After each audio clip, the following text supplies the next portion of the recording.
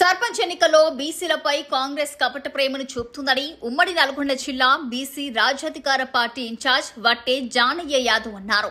సూర్యాపేట జిల్లా కేంద్రంలోని కలెక్టరేట్ కార్యాలయంలో బీసీ రాజ్యాధికార పార్టీ రాష్ట్ర ప్రధాన కార్యదర్శి వట్టే జానయ్య యాదవ్ మాట్లాడుతూ తెలంగాణలో పంచాయతీ ఎన్నికల రిజర్వేషన్లపై జిల్లాల వారీగా నోటిఫికేషన్లు జారీ అయ్యాయి. జీవో నెంబర్ 46 ప్రకారం 50% రిజర్వేషన్లతో స్థానాలు ఖరారు చేస్తూ ప్రభుత్వం గెజిట్ విడుదల చేసింది. ఇందులో ఎస్సీ, ఎస్టీల పంచాయతీలు యథాతథంగా ఉండగా 22% రిజర్వేషన్లు మాత్రమే అమలు చేస్తుండటంతో పలుచోట్ల బీసీ రిజర్వేషన్లకు మాత్రమే అన్యాయం జరిగిందని, బీసీలకు 46% రిజర్వేషన్ ఇస్తామన్న కాంగ్రెస్ ప్రభుత్వం 22% ఇచ్చి పబ్బం గడుపుకుంటుందని, స్థానిక సంస్థల్లో ఎస్సీ, ఎస్టీ, బీసీలకు సముచిత న్యాయం కల్పించుకుంటే బీసీ రాజ్యాధికార పార్టీ పక్షాన రాష్ట్ర వ్యాప్తంగా పోరాటానికి సిద్దపడతామని, బీఆర్ఎస్ కాంగ్రెస్ ప్రభుత్వాలు రెండు కూడా బీసీలపై మాయమాటలు చెప్పి మోసం చేస్తున్నాయని, 46% రిజర్వేషన్ అమలు చేసుకుంటే బీసీలు చూస్తూ ఊరుకోరని, బీసీలంతా ఏకమైతే రాజ్యాధికారం బీసీలదేనని, ఈ విషయాన్ని పెత్తందారులు బడా నాయకులు గుర్తుంచుకోవాలని తెలియజేశారు.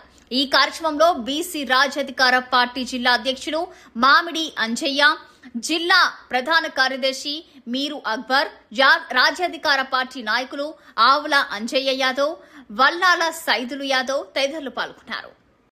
తెలంగాణ రాష్ట్రంలో గత 5-6 నెలల నుండి స్థానిక సంస్థల మీద అనేక రకాలైనటువంటి చర్చలు, అనేక రకాల మార్పులు చేర్పులు, అనేక రకాల కోర్టు తీర్పులు జరుగుతూ ఉన్నాయి.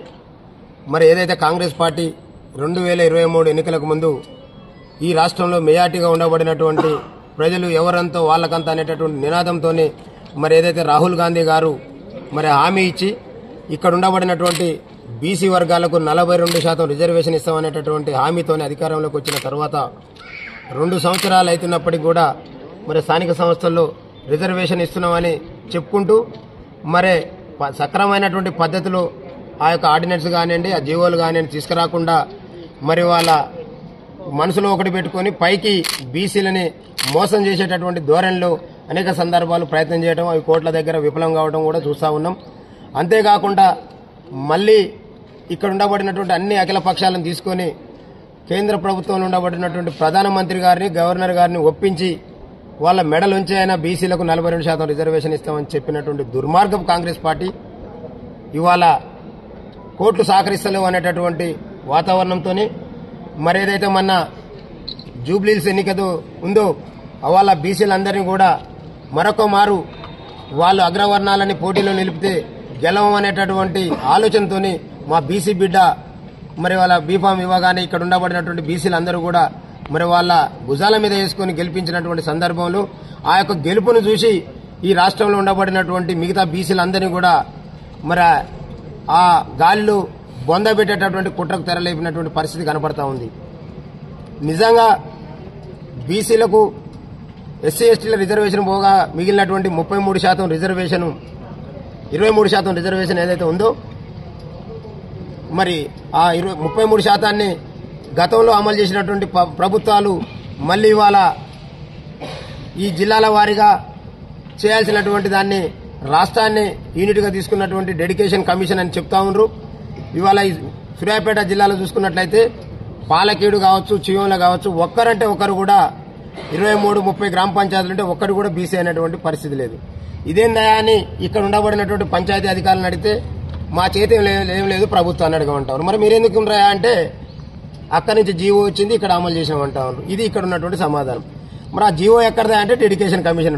అరే డెడికేషన్ కమిషన్ అయినా ఇంకో కమిషన్ అయినా అక్కడ గ్రామ పంచాయతీ స్థాయిలో ఉండబడినటువంటి జనాభా ఆధారంగా ఆ మండలాన్ని యూనిట్గా తీసుకుని ఆ మండలం ఉన్నటువంటి జనాభా ప్రకారం పూర్తి స్థాయిలో ఎస్సీ ఎస్టీలు ఉన్న కూడా వాళ్ళకి ఇచ్చిన తర్వాత మిగతా చోటనైనా మాకు రావాలి కదా అంటే రాష్ట్రాన్ని యూనిట్గా తీసుకుంది డెడికేషన్ కమిషన్, అందుకనే మీకు కొన్ని మండలాల్లో రాలేదంటారు.